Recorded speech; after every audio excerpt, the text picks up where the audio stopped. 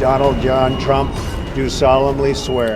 Donald Trump की शपथ अनोखी होने वाली है और ऐसा हम क्यों कह रहे हैं वो आपको इस वीडियो में हम बताने वाले हैं, लेकिन साथ में आपको ये भी बताएंगे यहाँ पर कि 1963 में ऐसा क्या हुआ कि जो अमेरिका के राष्ट्रपति थे उस वक्त उन्होंने एयरफोर्स वन यानी कि उनके जहाज़ में उनको शपथ देनी पड़ी थी। इस वीडियो में इसी पर बातचीत करने वाले हैं। मेरा नाम है सैयद सोबान, आप देख रहे हैं स्विच। डोनाल्ड ट्रंप दूसरी बार अमेरिका के राष्ट्रपति बनने जा रहे हैं। 20 जनवरी के दिन अमेरिका में शपथ ग्रहण समारोह होने की पहली बात कही गई थी और ये तारीख भी आ चुकी है और इस दिन देश के उपराष्ट्रपति, राष्ट्रपति और बाकी जो ऑफिशियल्स हैं वो शपथ लेने वाले हैं। यूएस की बात कर रहे हैं, लेकिन इस बार शपथ ग्रहण समारोह में कुछ बदलाव हैं। बदलाव इसलिए हैं क्योंकि अमेरिका के वॉशिंगटन डीसी में भयानक ठंड पड़ रही है। यहाँ पर तापमान इस वक्त माइनस में चल रहा है, सर्द हवाएं चल रही हैं। इस बात की जानकारी खुद ट्रंप ने सोशल मीडिया प्लेटफॉर्म ट्रुथ पर दी थी।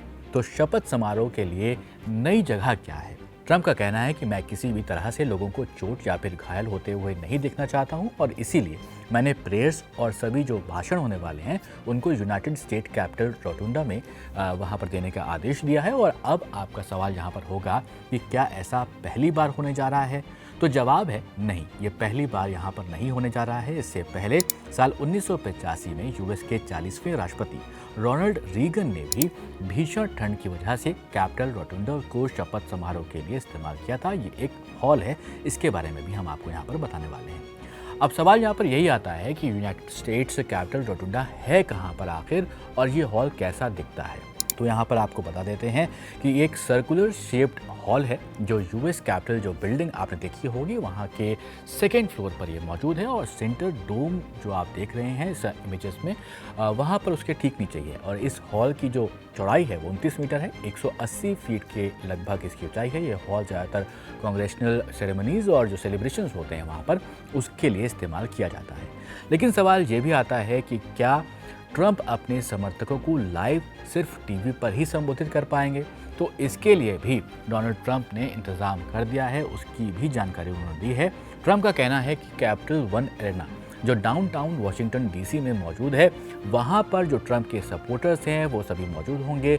शपथ लेते हुए उन्हें वो लाइव देख पाएंगे बड़े स्क्रीन पर।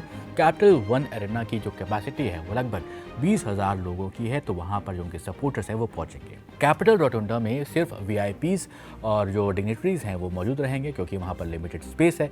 ट्रंप शपथ लेने के बाद कैपिटल वन एरेना भी जाएंगे, वहाँ पर अपने सपोर्टर्स से उनकी मुलाकात होगी और वहाँ पे हो सकता है कि वो भाषण भी दें।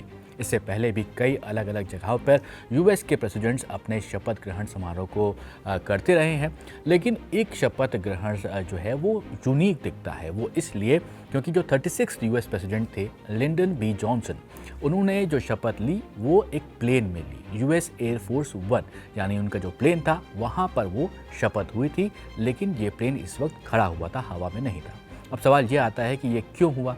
तो बात साल 1963 की है, तारीख थी 22 नवंबर। उस वक्त अमेरिका के राष्ट्रपति थे जॉन एफ कैनेडी।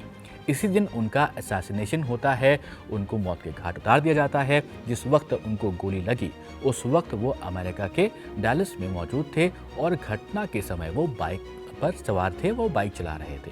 और इस घटना के सिर्फ 90 घंटों के बाद vice president Lyndon B Johnson को राष्ट्रपति की शपथ दिलाई जाती है। ये इस वक्त ट्रैवल कर रहे थे, ये डैलस से वापस जा रहे थे कहीं, तो प्लेन टेक ऑफ करने से पहले ही उनको वहाँ पर शपथ दिलाई गई। कई रिपोर्ट्स में इस बात का दावा मिलता है कि जॉन एफ कैनेडी की जो पत्नी थी यानी कि जो फर्स्ट लेडी थी जैकलिन कैनेडी, उस वक्त तो वहाँ पर वो मौजूद थी उस शपथ में, आप तस्वीरों में देख सकते हैं। और उनके कोट पर उनके पति के खून के धब्बों के निशान भी मौजूद थे। ये कहानी काफ़ी लंबी है और इस पर हम ज़रूर एक अलग से वीडियो बनाने की कोशिश करेंगे जो कि काफ़ी डिटेल में होगा, उसमें भी बातचीत करेंगे।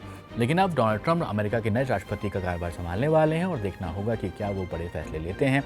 रिपोर्ट्स की माने तो ट्रंप के पहले कुछ देशों के दौरों में भारत और चीन भी शामिल है। यहाँ पर देखना होगा कि ट्रंप के इस कार्यकाल में भारत के हित में क्या कुछ होता है। फिलहाल इस वीडियो में इतना ही। आप देख रहे हैं स्विच, मैं था आपके साथ सैयद सोबान।